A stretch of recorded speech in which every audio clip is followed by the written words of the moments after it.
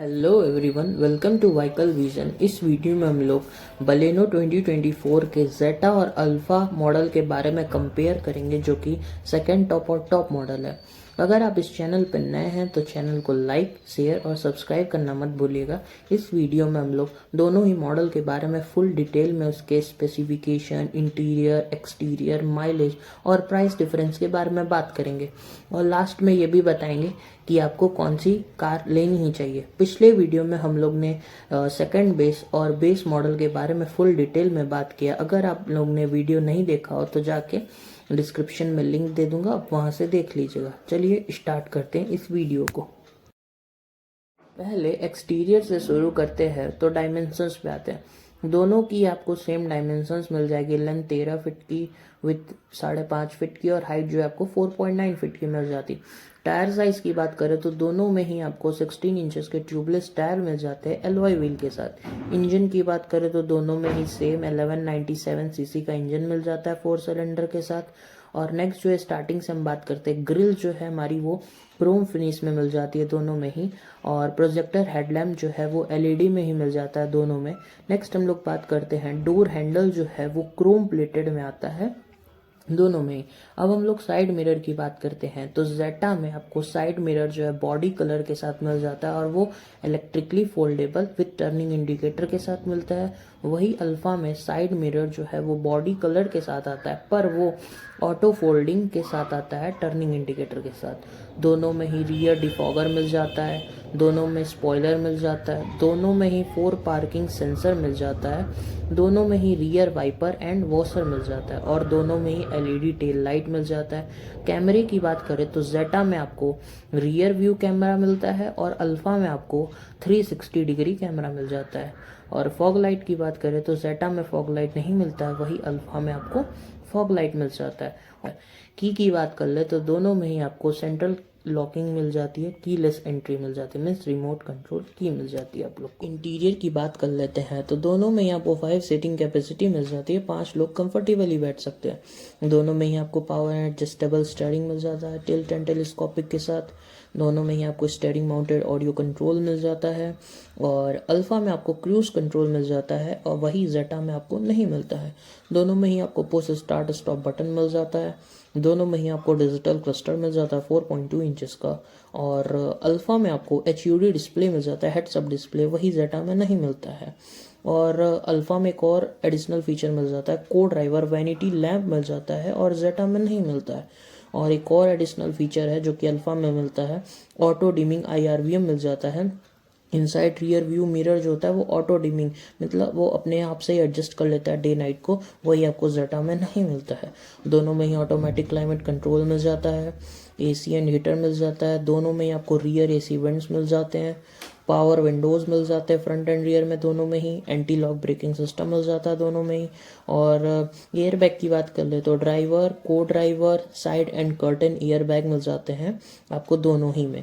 Transmission की बात कर ले तो दोनों ही मॉडल में आपको मैनुअल और ऑटोमेटिक ट्रांसमिशन मिल जाता है। अब हम लोग इंफोटेनमेंट सिस्टम की बात कर लेते हैं तो जेटा में आपको 17.78 सेंटीमीटर का टच स्क्रीन डिस्प्ले मिल जाता है 4 स्पीकर के साथ, स्मार्ट प्ले प्रो का, Android auto and Apple CarPlay के साथ। वही आपको अल्फा में 28.86 सेमी का टच स्क्रीन डिस्प्ले मिल जाता है 4 स्पीकर के साथ, स्मार्ट प्ले प्रो प्लस के साथ, Android auto and Apple CarPlay. दोनों में ही आपको एडजस्टेबल हेडरेस्ट मिल जाता है, दोनों में ही आपको रियर पार्सल ट्रे मिल जाता है। बूट स्पेस की बात करें तो 318 लीटर का आपको बूट स्पेस मिल जाता है। अगर तब भी जगह कम पड़ती है तो आप रियर सीट को फोल्ड कर सकते हैं, जो कि 60/40 में ईजिली हो सकता है।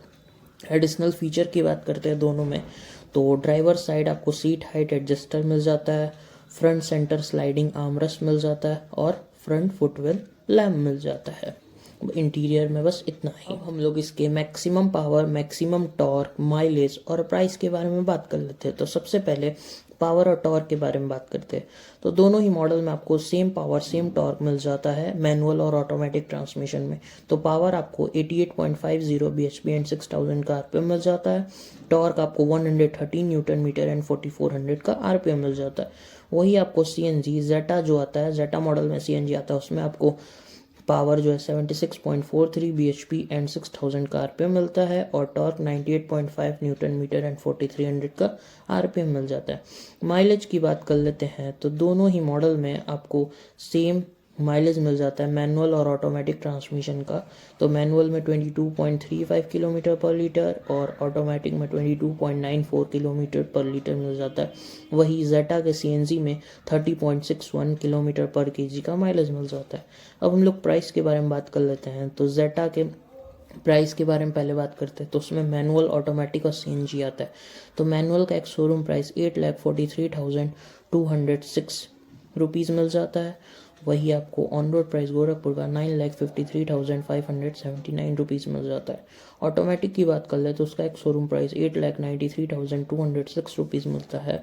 वही ऑन रोड प्राइस गोरखपुर का 10,09,368 रुपीज़ मिल जाता है। सीएनजी की बात करें तो एक शोरूम प्राइस 9,33,206 रुपीज़ मिलता है और ऑन रोड प्राइस गोरखपुर का 10,53,995 रुपीज़ मिल जाता है। अब हम लोग इसके अल्फ़ा के प्राइस के बारे में जान लेते हैं। तो उसका मैनुअल ट्रांसमिशन का प्राइस एक्स शोरूम जो है 9,38,206 मिल जाता है और ऑन रोड प्राइस गोरखपुर का 10,59,577 है। वही ऑटोमेटिक का एक्स शोरूम प्राइस 9,88,206 रुपीज़ मिलता है और ऑन रोड प्राइस गोरखपुर का 11,15,366 रुपीज़ मिल जाता है। इस वीडियो में बस इतना ही। आशा करता हूँ आपको वीडियो ज़रूर पसंद आएगा। पसंद आएगा तो लाइक, शेयर और सब्सक्राइब कर दीजिएगा। इस वीडियो में हम लोग ने दोनों ही मॉडल जो कि सेकंड टॉप और टॉप है, जेटा और अल्फ़ा, दोनों ही मॉडल के बारे में फुल डिटेल में बात किया। उसके प्राइस के बारे में, प्राइस डिफरेंस के बारे में, माइलेज के बारे में और इंटीरियर एक्सटीरियर सारी ही चीज़ के बारे में अच्छे से बात किया। और मैं स्टार्टिंग में बताया था कि आपको कौन सी गाड़ी लेनी चाहिए। तो मैं तो आपको प्रेफर करूँगा, दोनों ही बेस्ट है। दोनों में ही थोड़े ही मोड़े एडिशनल फीचर मिल जाते हैं, पर मैं तो दोनों को ही बोल सकता हूँ आप कोई भी ले लो। पर आप मैं तो सजेस्ट यही करूँगा जेटा लो, आपको सेम ही फीचर मिल जाता है। एक्स्ट्रा और फीचर, एडिशनल फीचर बाहर से भी लगवा सकते हो आप लोग, कोई प्रॉब्लम नहीं है। और आप दोनों ही को अच्छे से कंपेयर कर लो और दोनों में से आपको जो समझ आए वो ले लेना। इस वीडियो में बस इतना ही। तब तक के लिए bye bye, take care, thank you for watching the video.